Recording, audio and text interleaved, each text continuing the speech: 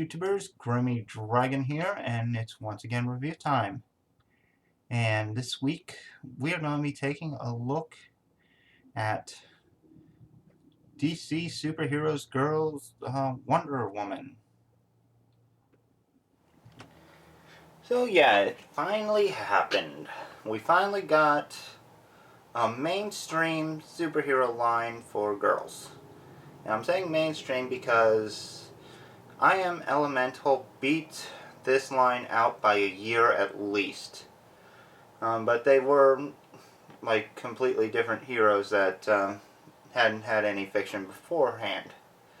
Or everybody knows where Wonder Woman came from.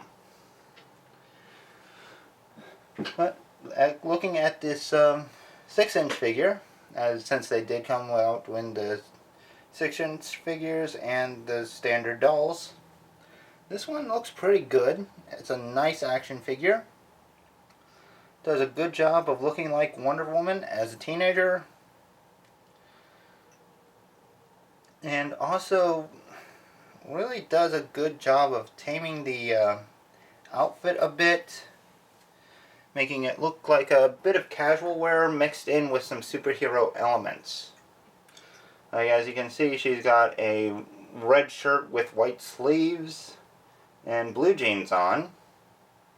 Mixed in with like a gold armor bit on the top, her classic tiara, a golden belt, and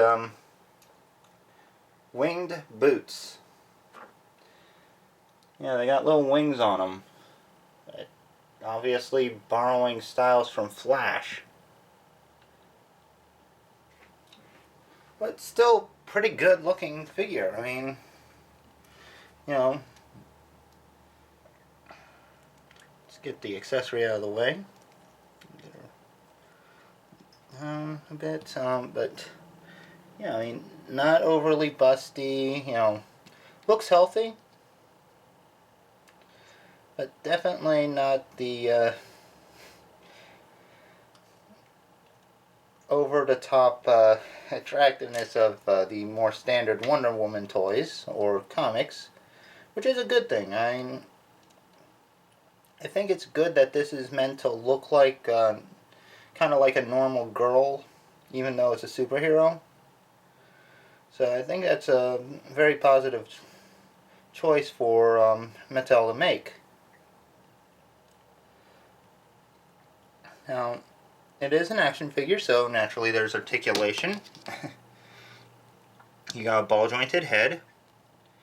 Here it does kind of get in the way a bit, but you know, that's standard. You've seen that with She-Ra, other DC figures.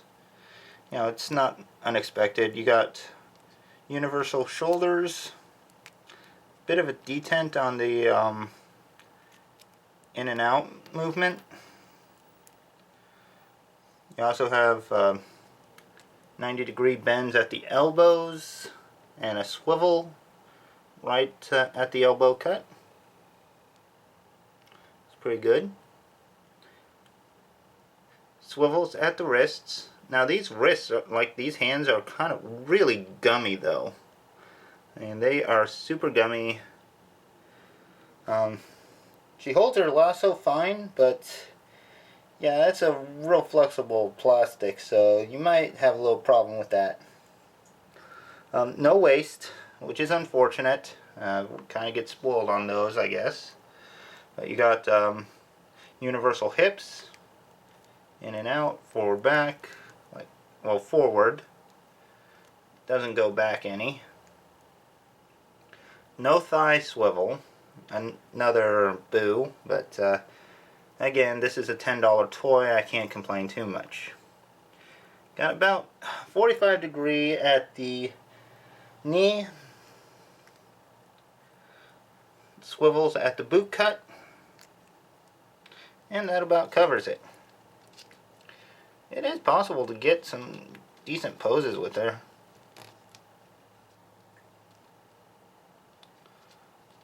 Although, you gotta find that sweet spot for balance. There we go.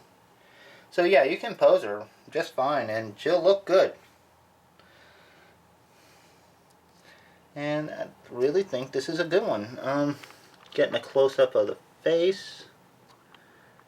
You got a nice mix of, your standard superhero action figure and a bit of Barbie in there. Well, this is supposed to be a girl's line. Of course, it's going to look kind of like Barbie. But it is a nice sculpt, very pretty face. The hair is sculpted very well. Actually done in a dark blue instead of a solid black, which does help add color to it. And the like the shine and shadows really do wonders for it too.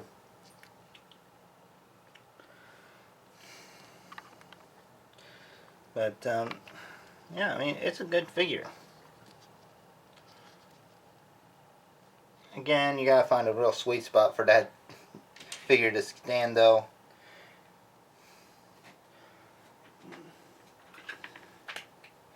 However, well, let's see.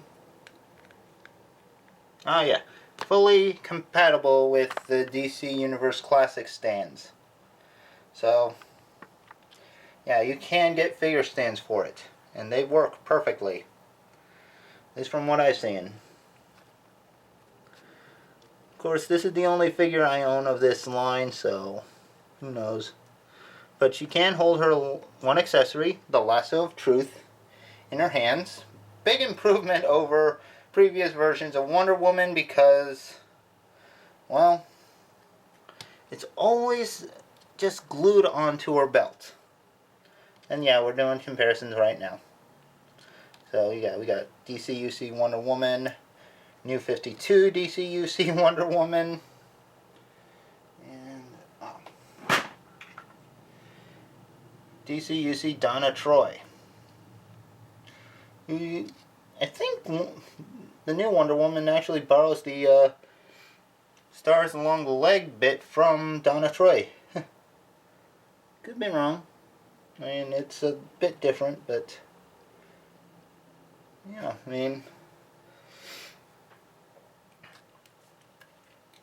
I'm going to get her standing up a little more straight so we can get a better look at the size. As you can see, she's about the same height as Donna Troy, maybe a little bit shorter by maybe a millimeter or two.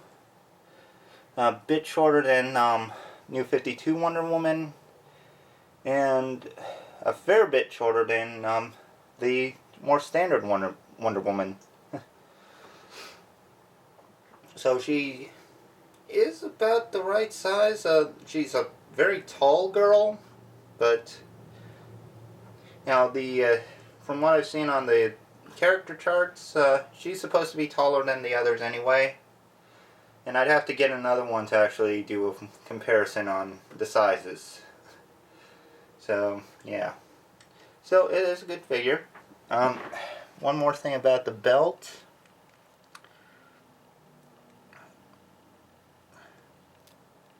Kind of have to work at it a bit, but you can holster it on. Well, you can holster the lasso onto her belt. Although it kind of looks silly if you don't get it in there right. Like, you really gotta work it to get it on there and look decent. And even like that, it's a little wonky. So yeah, you can put it on her belt, but it's better to have it in her hands. And honestly, I prefer having it in her hands than glued to the belt like every other Wonder Woman figure has done. So yeah, I guess it's a personal preference thing, but yeah, all in all, I'd say this is a pretty good figure. So that will just about wrap things up for Wonder Woman. It's a nice line. Hopefully I'll be able to look into it a little further later in the year, but in the meantime, we should probably be getting back to Transformers, since it's one of the mainstays of this channel. So we're going to be taking a look at one of the final waves of Combiner Wars. Well, one of the final 4 deluxes of Combiner Wars. the only one I currently have, Trailbreaker. So tune in next week and check that out. And as always, like, comment, subscribe, all the good stuff. And I'll see you next time. Goodbye out there, whatever you are.